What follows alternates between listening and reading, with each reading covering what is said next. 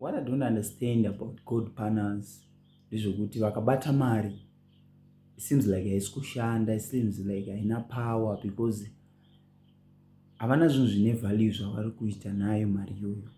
Mari iyoyo inongopera within minutes.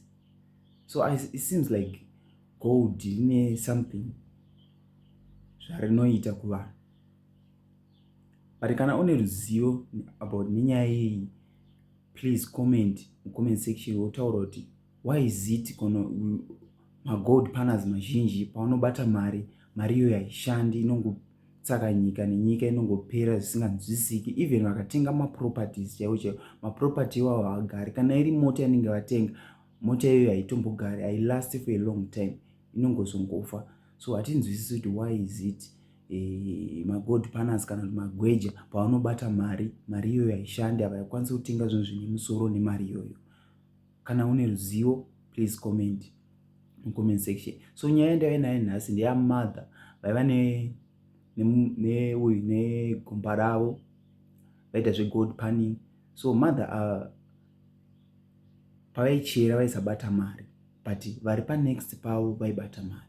So vakazoenda kumaprofita kun'anga vachibvunzira kuti why is it gomba rangu harisi kundipa mari, why is it gomba rangu harisi kundipa mari. So you see kuti vanhu vari kutoenda kun'anga vachinorumbira goridhe, which is wrong.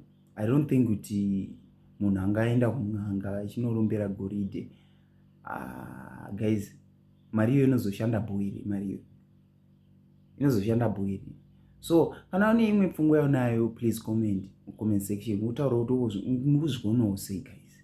So mother vanavo vane gomba ravo, pane time yavakamboita mari vakazobroka vakasara vari pa00 vasina kana cent nokuda kwegold. So vazoenda kuna Prophet Miracle Paul.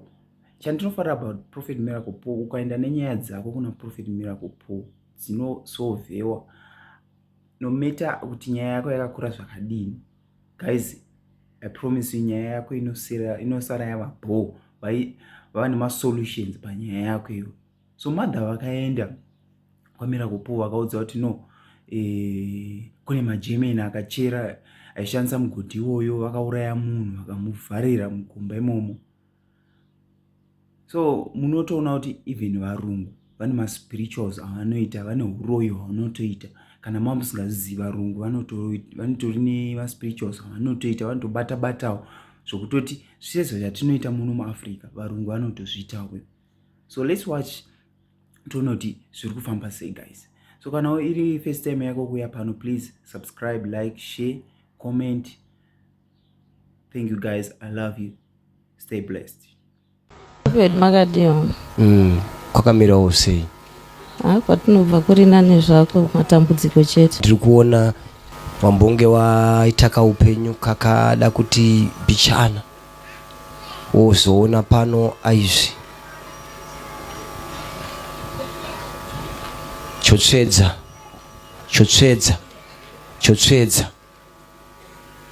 ko zvondotosara ndisina. Now I have worked, gathered my wealth, but this now, slowly, I'm getting down to where I have started.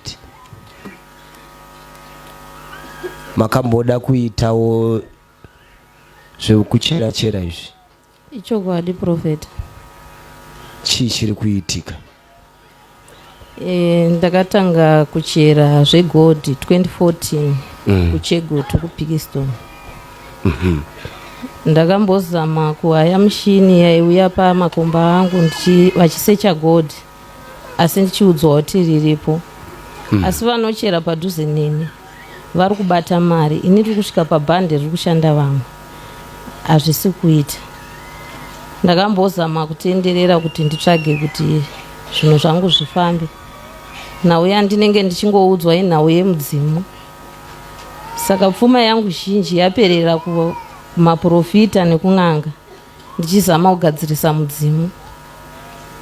ndine machira andakanzi nditenge ekutanga, ndakanzi nditenge machira edzviti eshavire kuvhima, ndikatenga.